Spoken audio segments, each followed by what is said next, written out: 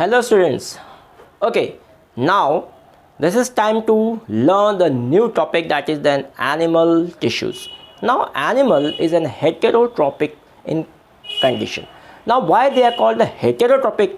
Because the animals are always in search of the food and the shelter, and that is why they have a special type of tissues to perform these all activities, or we can say that they have the special type of vital tissues are there to perform this all the processes, isn't it? So these vital tissues are four types.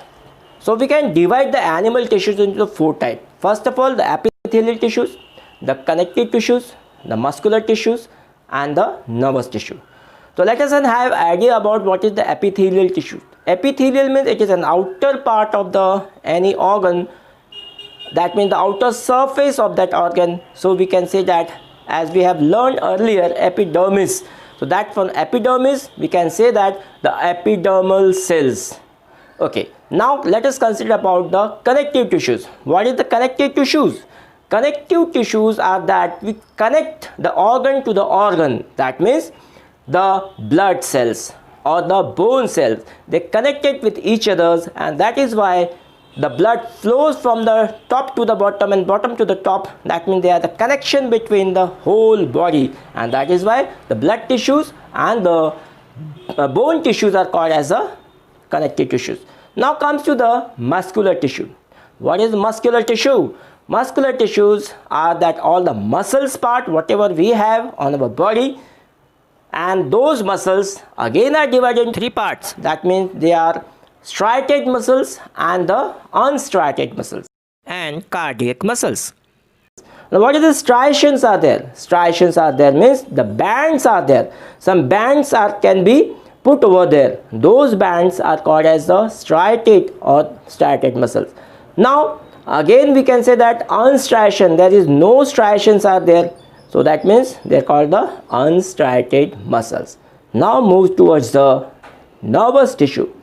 As you know that nerve cells are the very largest cell in our body, and they have no connection in between them, and there are millions and billions of nerve cells are there in our body, and that means the main purpose is that to convey the message, to pass out the information for any stimulus, isn't it? And this stimulus can be hotness, can be coldness, or any other actions are there.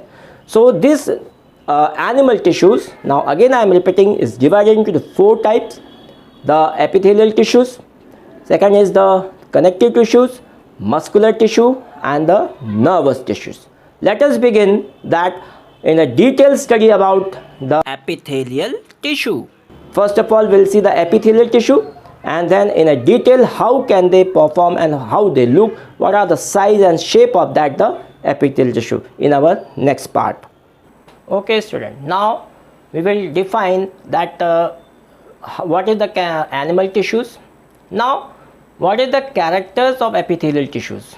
Okay, now what are the functions of epithelial tissues? Then afterwards we will go to the muscular tissues. What are the characters of muscular tissues? What are the functions of muscular tissues, and what are the types of muscular tissues? Similarly, the connective tissues also we will see what are the characters of muscular connective tissues, what are the types of connective tissues, and what are the functions of connective tissues. And similarly, after that nervous tissue, what are the types of nervous tissues and what are the functions of nervous tissues. Okay, now we'll just see the animal tissue. Now one example we will take, that when we breathe inhale and when we'll exhale out, what will happen? Our chest goes upward and downward. Why this occurs? This because of the muscular cells. When we breathe inside, that means some movement of the muscle cells can be takes place, isn't it? That movement we already say that this movement is known as the contraction and the relaxation of the muscles. When we breathe, the oxygen goes inside too, but the question arises where it goes. It goes to the lungs. One more question arises, that why we need the oxygen? The oxygen, when we breathe, inhale the oxygen, the oxygen from the lungs goes to each and every part of the body, not only the each and every part of the body, but goes to the each and every cells also. Okay, now one more question you have arise, that why we need the mitochondria. You already know this. Why we need the mitochondria? Because the mitochondria are called the powerhouse of the cells, and we require the energy, and for this energy it is utilized to each and every part of the activity of the life. Now one more question is there, why we need the blood? Because blood is called the connective tissues, and blood carries the oxygen and other food and nutrients and pass to the each and every cells, and this is why, because of the specialized cells we called as the muscular cell. So now we come to the topic epithelial tissues. Now the covering or the protective tissues in the animal body are epithelial tissues. That means the protective covering, it is in very whatever the outer part of the body we can see, or that are called as a epithelial tissues. Now epithelial covers the most of the organ and cavities within the body. Okay, now it is also form the barriers to keep the different body systems. Okay, barrier to keep the different body systems. And the skin is, they are called, the skin is the lining of the mouth, the lining of the blood vessels, the lungs alveoli we can say, and the kidney tubules are made up of epithelial tissues. Epithelial tissues cells are tightly packed and form a continuous sheath, isn't it? It forms a continuous sheath, and they have only a small amount of cementing intercellular spaces. So almost no intracellular spaces are there, and that is why they are tightly packed.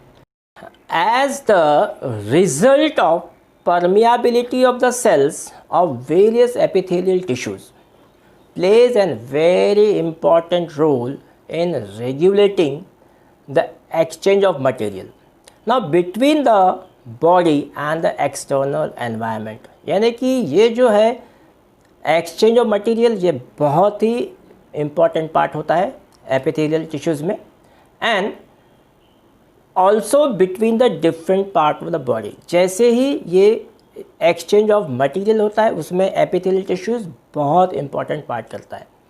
Now different epithelial shows the different structures. ठीक है, different epithelial shows the different structures that correlated with their unique functions. For example, अगर हम ले लेते हैं in cells lining blood vessels, lining blood vessels के अंदर में हम देखते हैं, या lungs के alveolus के cells में देखते हैं, where the transportations of the substances occurs through a selectively permeable surface.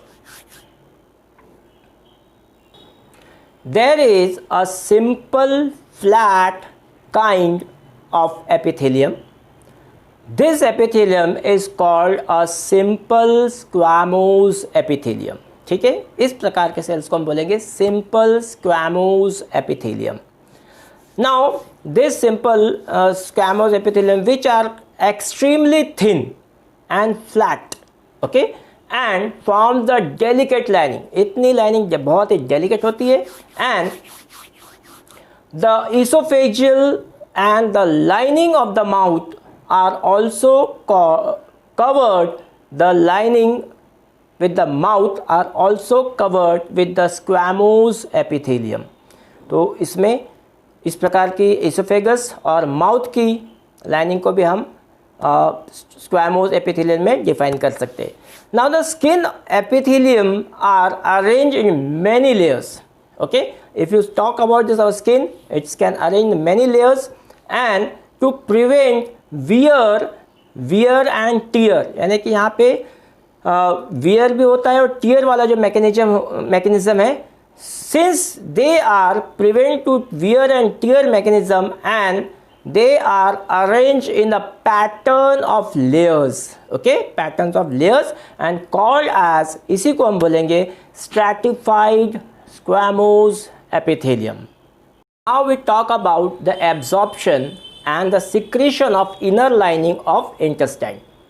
अगर हम intestine की बात करते हैं, inner lining of the intestine, here the tall epithelium cells are present, and this tall epithelium cells are called the columnar. Columnar means the pillar-like projection or the pillar-like epitheliums are there.